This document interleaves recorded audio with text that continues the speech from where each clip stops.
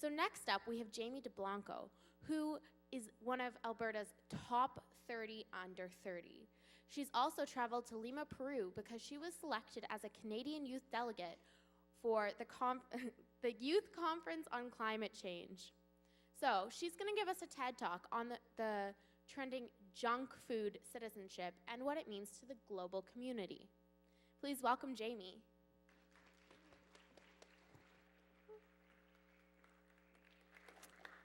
Wow, hi everybody. Thank you so much for that very flattering introduction. So today I would really love to talk to you guys about global citizenship and the way we see it through a modern day lens. So I want you all to picture an everyday citizen, maybe someone in your school or your community. Get a really good image of them in your head. Now you wouldn't consider someone who litters, maybe robs a bank or two, but then volunteers at a soup kitchen every other Saturday to be an outstanding citizen. So how come when we add the word global in front, the entire meaning behind citizenship seems to change? Well, a person could drive a Hummer, purchase products that directly fund child labor, but then repost a "like if you hate malaria" pic on Instagram and feel satisfied with themselves that they've done everything within their power to better the global community. But why do we think this way? Why do we think that this is the best possible outlet for a global call to action? Well, personally, I think it's because of what we glorify. We're constantly bombarded by messages that say, click this to end cancer, buy this if you want to stop AIDS. And all too often, it's so easy to mistake this for being a global citizen.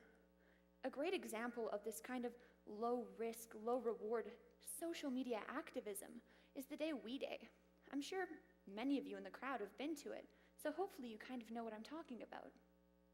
It's seen as kind of the pinnacle of youth activism, and what it really strives to do is gather leaders who have the potential to, or already have made change on a local, national, or even global scale.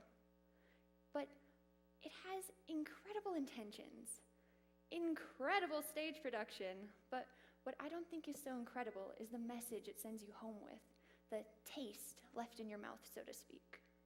It spends most of its time glorifying either corporate sponsors or people who have perhaps raised an outstanding amount of money or gone on a mission to Africa on a pedestal, rather than giving some of the incredible speakers they have the opportunity about the persistence and adversity you face when dedicating your life to becoming a global citizen. They say, this is what global citizenship looks like. It's these extraordinary events. It's these once-in-a-lifetime opportunities. And I'm not going to lie to you guys.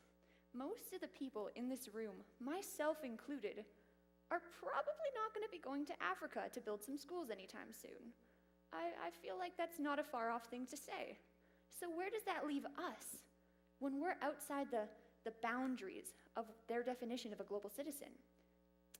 Luckily enough for us, We Day has already thought of a solution. They say, go big or go home, or click like. That exact same kind of low-risk, low-reward social media activism I was talking about like 72 seconds ago.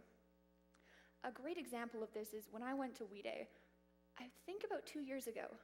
One of the initiatives was, for every app downloaded, we will vaccinate a child. I'm just going to say that one more time.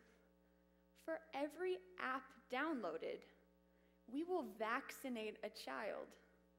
Now, let alone what this is saying about either the incredibly high value they place on apps or the incredibly low value they place on children, is this the kind of global citizenship that you want the leaders of tomorrow to be aspiring towards?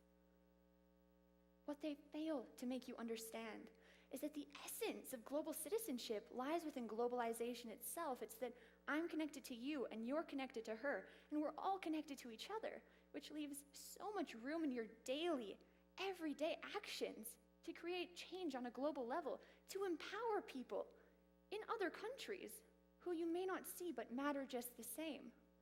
And this isn't easy by any means whatsoever.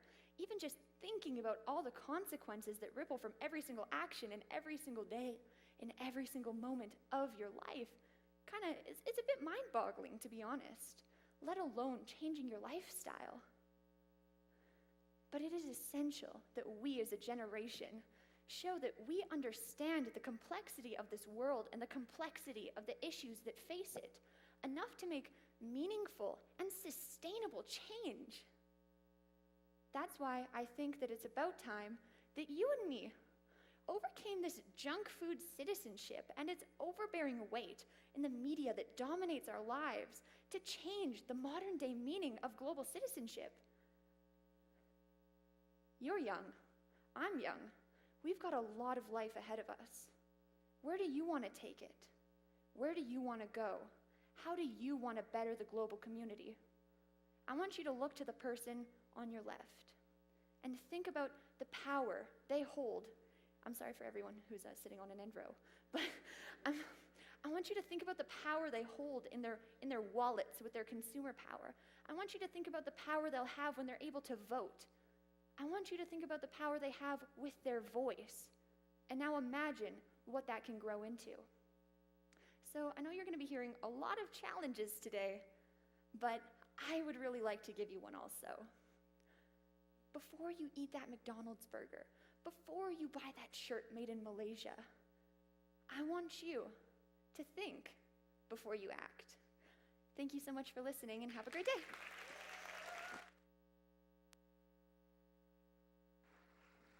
Thanks, Jamie.